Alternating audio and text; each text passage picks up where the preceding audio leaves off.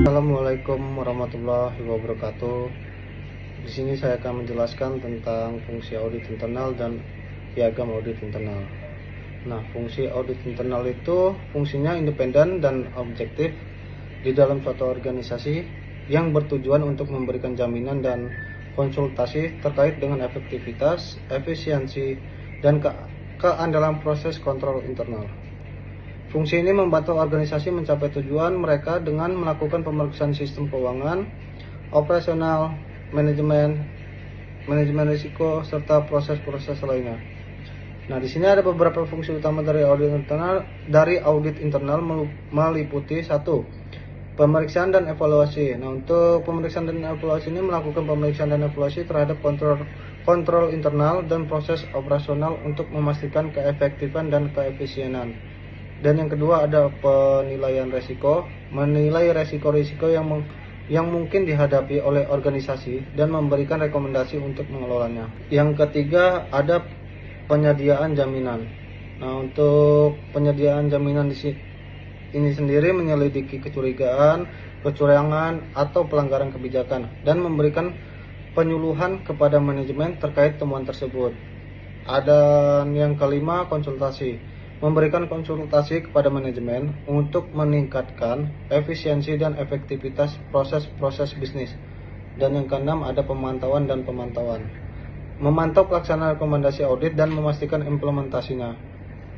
Nah, untuk piagam audit internal sendiri adalah dokumen yang menetapkan dasar otoritas, tanggung jawab, dan ruang lingkup pekerjaan audit internal di dalam suatu organisasi. Piagam ini menciptakan dasar hukum dan kerangka kerja yang diperlukan untuk keberhasilan fungsi audit internal. Beberapa poin umum yang dapat dimuat dalam piagam audit internal yaitu 1. Tujuan dan ruang lingkupnya. Nah, menjelaskan tujuan dan ruang lingkup audit internal termasuk area yang akan diperiksa dan jenis audit yang akan dilakukan.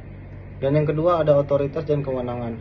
Menetapkan otoritas dan kewenangan audit internal termasuk hubungannya dengan manajemen dan tingkat otonomi yang dimilikinya. Yang ketiga ada kewajiban kerahasiaan dan etika. Menetapkan kewajiban untuk menjaga kerahasiaan informasi serta menguraikan etika yang harus diikuti oleh tim audit internal. Dan keempat ada ruang lingkup pekerjaan dan metodologi. Menjelaskan bagaimana audit internal akan melakukan pemeriksaan termasuk metodologi dan teknik yang akan digunakan. Dan yang kelima ada pelaporan dan komunikasi.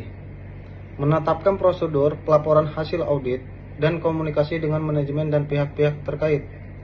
Dan yang keenam ada penjamin kualitas. Nah, di sini menjelaskan praktik penjaminan kualitas yang akan diikuti oleh audit internal, termasuk memastikan kualitas dan integritas hasil audit. Dan keenam ada ketujuh ada peran dan tanggung jawab anggota tim. Nah, di sini ada peran dan tanggung jawab masing-masing anggota tim audit internal. Piagam audit internal adalah instrumen penting yang membantu memastikan independensi, objektivitas, dan kredibilitas fungsi audit internal dalam mendukung pengelolaan risiko dan pencapaian tujuan organisasi. Nah, itu penjelasan dari saya. Wassalamualaikum warahmatullahi wabarakatuh.